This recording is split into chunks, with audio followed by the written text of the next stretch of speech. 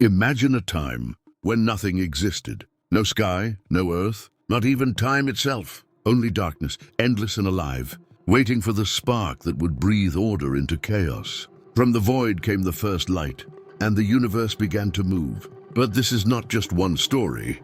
It's every story told in every culture on Earth. Creation from chaos, life born from shadow. Today we journey through 6 ancient worlds to see how humanity imagined the dawn of everything. In the endless darkness of chaos, where no law prevailed, a vast void swirled like a black vortex, no up, no down, no time, no place. Suddenly, from the heart of this turmoil, Gaia was born, a mighty earth green and full of life, with mountains rising like colossal pillars from her body, rivers flowing like her veins, and forests waving like her hair in the wind. Gaia, the mother of all things, looked upon chaos with her earthy hands and summoned Eros, love, to bring order. Then she gave birth to Uranus, the sky, a blue, starry expanse that lay upon Gaia like a vast blanket. But this embrace of sky and earth was full of tension. Uranus imprisoned their children. The Titans and Gaia, in anger, armed Cronus to overthrow his father. The blood of Uranus fell upon the earth, and from it the giants and furies were born. Here creation was not peaceful, but filled with conflict, beauty born from violence. Why? Because the ancient Greeks knew that life itself is born from struggle. In the depths of noon, the primeval waters, an endless, black, and tranquil ocean, there were no waves, no sound, only the faint whispers of salty and fresh waters mingling together. This none, the watery chaos, was filled with potential.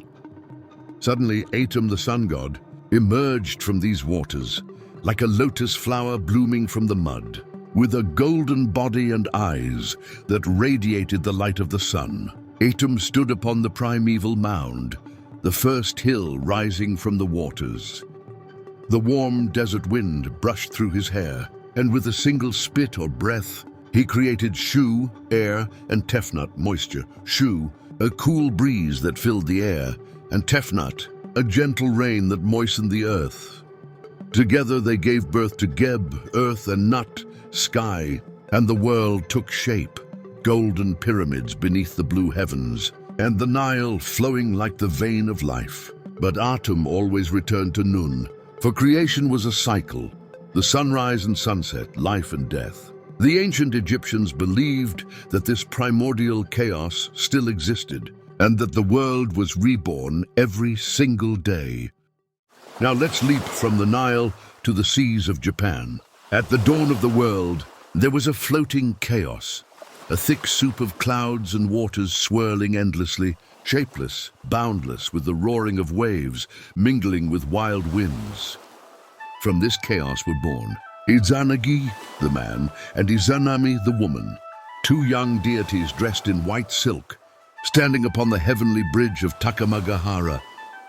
Izanagi thrust his jeweled spear, Ameno Nuhoko, into the swirling chaos below, and when he drew it out, droplets fell from its tip, forming the first island, Onogoro, a green land with mist-covered mountains, cherry trees trembling in the wind, and crystal-clear rivers. Izanami and Izanagi circled a heavenly pillar, married, and together gave birth to the islands of Japan, Honshu, like a sleeping dragon, and Kyushu with its deep bays. But when Izanami gave birth to the fire god, she was burned and died. Izanagi wept, and his tears filled the rivers. From his eyes were born Amaterasu, the sun, and Susanoo, the storm. Here, creation was romantic yet tragic, from chaos to the serene beauty of the islands. Now to the heart of Africa, where the endless blue sky stretched above and the earth had not yet taken form. The primordial chaos was like a watery sea beneath the gaze of Olodumare, the supreme god, an invisible spirit watching over everything. The sound of warm desert winds, the scent of dry earth. Olodumare commanded Oduduwa, or in some stories, Obatala, create the earth. Oduduwa descended with a bag of sand, a white hen, a black cat, and a palm nut. The hen scattered the sand across the waters. The grains spread like golden waves. Solid ground appeared, mountains rose, and palm trees took root. Oduduwa stood atop a hill, the wind tousling his hair, and played with his cat to chase away his loneliness. Then Olodumare breathed the breath of life, and humankind was born, with dark skin, loud laughter, and dances around the fire. But when Obatala became drunk, Oduduwa stole his task and built Ife, the first city. This was a collaborative creation, from chaos to a vibrant living society, from Africa to Mesopotamia.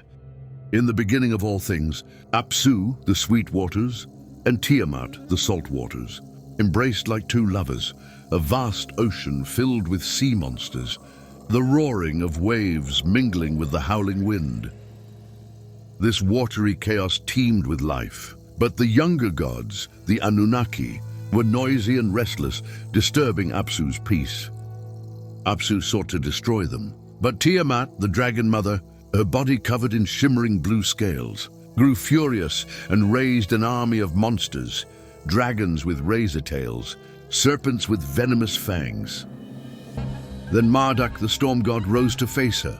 With his lightning bow, he struck Tiamat down and split her body in two. The upper half became the starry heavens, the lower half the fertile earth, with the rivers Tigris and Euphrates flowing through it.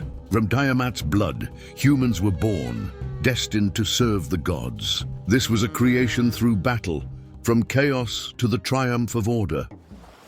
Final stop, Central America. In the darkness before creation, Tepeu, the god of the sky, and Guchumats, the feathered serpent god, floated like two spirits upon the primordial ocean. Waters green and misty, filled with the sound of tropical rain, mixing with the songs of birds. This calm chaos was alive with sacred words. Tepeu and Guchumat spoke to one another. Let's create the world. First they made the animals, jaguars with glowing eyes, birds with radiant feathers, but the creatures did not worship their creators. Then they shaped humans of wood, but these beings were soulless. Finally, from yellow and white corn, they crafted true humans with strong bodies, curious eyes, and hands that could build. Thus the Mayan world took form, stone pyramids beneath starry skies, fruit-laden jungles, and a calendar that measured the rhythm of time. Yet creation failed 4 times before it was perfected. Reminder that perfection is born through trial and error.